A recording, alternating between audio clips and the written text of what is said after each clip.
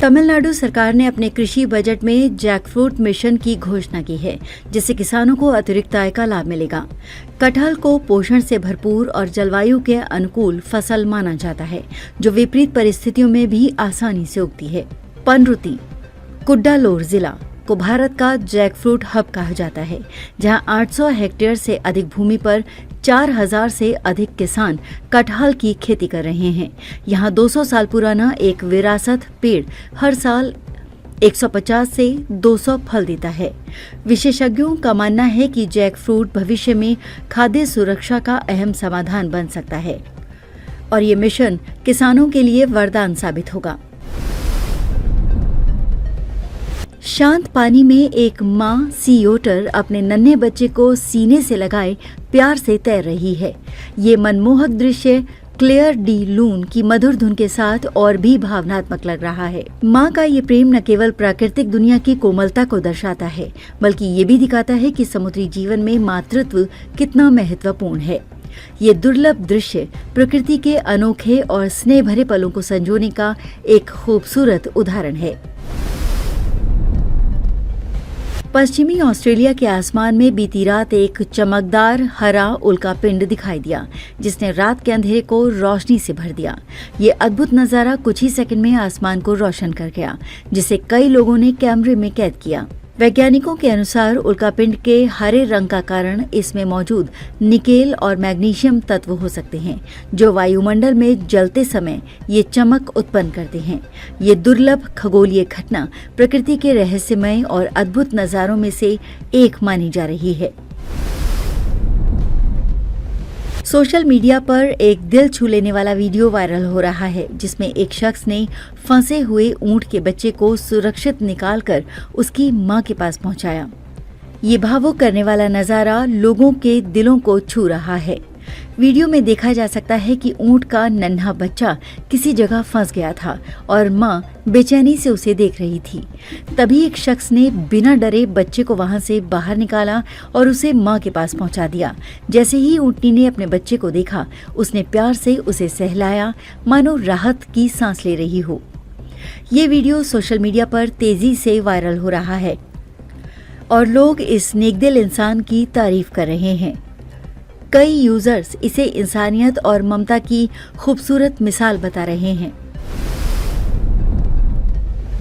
भारत की समृद्ध सांस्कृतिक विरासत को संरक्षित करने के लिए राष्ट्रीय स्मारक एवं प्राचीन वस्तु मिशन यानी NMMA शुरू किया गया है। इसका उद्देश्य देश भर के स्मारकों, पुरातात्विक स्थलों और प्राचीन वस्तुओं का व्यवस्थित रूप से दस्तावेजीकरण और डिजिटलीकरण करना है। अब तक कई धरोहरें बिखरी या अप्रलेखित थी, जिससे संरक्षण और शोध में बाधा आ रही थी। इस पहल से संरक्षण कार्य आसान होगा, शोधकर्ताओं को एकीकृत डेटाबेस मिलेगा और ऐतिहासिक स्थलों का बेहतर प्रबंधन किया जा सकेगा। ये भारत की सांस्कृतिक धरोहर को भविष्य के लिए सुरक्षित रखने का एक बड़ा कदम है। नासा के WISE स्पेस टेलीस्कोप ने अंतरिक्ष में एलिफेंट्स ट्रंक नेबुला की अद्भुत तस्वीर कैद की है।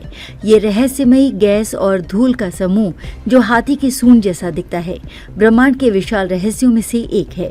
इंफ्रा रेड लाइट में ली गई ये तस्वीर दिखाती है कि कैसे नए तारे इस नेबुला के भीतर जन्म ले रहे हैं। वैज्ञानिकों के अनुसार ये संरचना हजारों प्रकाश वर्ष दूर स्थित है और इसके अध्ययन से हमें अंतरिक्ष के गहरे रहस्यों को समझने में मदद मिलेगी। अंतरिक्ष प्रेमियों के लिए ये एक रोमांचक खोज है, जो ब्रह्मांड की अनंत सुंदरता को दर्शाती है। मध्य प्रदेश के धार जिले में डायनासोर नेशनल पार्क और सरदारपुर वन्यजीव अभयारण्य की स्थापना की जाएगी। ये क्षेत्र इको सेंसिटिव जोन के तहत आएगा, जिससे वन्यजीव और पर्यावरण सुरक्षित रहेंगे। डायनासोर पार्क बाग तहसील में बनेगा, जहां औषधीय पेड़ और वन्यजीव रहेंगे। वहीं सरदारपुर अभयारण्य में खरमोर पक्षी, सियार, लोमड़ी जैसे वन्यजीव संरक्षित रहेंगे। पर्यटन को बढ़ावा, आदिवासियों को रोजगार और स्थानीय विकास की इस योजना का मुख्य उद्देश्य है, जिससे धार एक नया पर्यटन केंद्र बनेगा।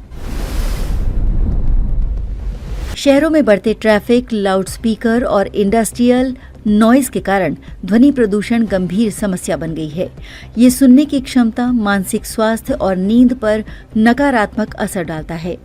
WHO के अनुसार 85 डेसिबल से अधिक के शोर से स्थायी सुनने की हानि हो सकती है।